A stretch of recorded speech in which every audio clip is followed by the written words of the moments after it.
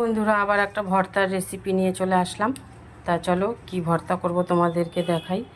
আমি শুকনো লঙ্কা এখানে নিয়েছি, দেখো শুকনো লঙ্কাগুলো কিন্তু আমি একটু টেলে নিয়েছি, ঠিক আছে। দিয়ে দিলাম শুকনো লঙ্কা। আর এই যে রসুনগুলো আমি পুড়িয়ে নিয়েছি, গোটা একটা রসুন পুড়িয়ে তারপরে এই যে ছাড়িয়ে নিয়েছি কোয়াগুলো, দেখো দেখে নিশ্চয়ই বুঝতে পারছো যে পুড়িয়ে নিয়েছি রসুনটা। একটা গোটা রসুন পুড়িয়ে তারপরে আমি কোয়াগুলো ছাড়িয়ে নিয়েছি। তারপরে দেখো একটা পেঁয়াজও পুড়িয়ে নিয়েছি, গোটা একটা পেঁয়াজ পুড়িয়ে নিয়েছি।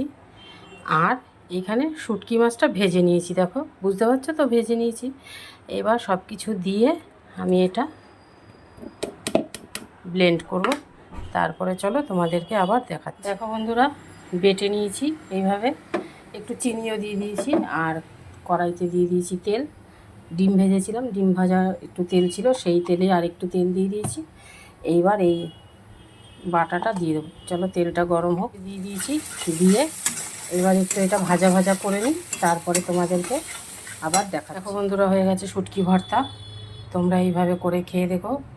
যারা যারা শুটকি মাছ পছন্দ করো, খুব ভালো লাগবে। গরম ভাত দিয়ে এক ভর্তা দিয়ে এক থালা ভাত খাওয়া হয়ে যাবে। তাহলে রাখছি, আবার পরে কোনো একটা রেসিপি নিয়ে চলে আসবো।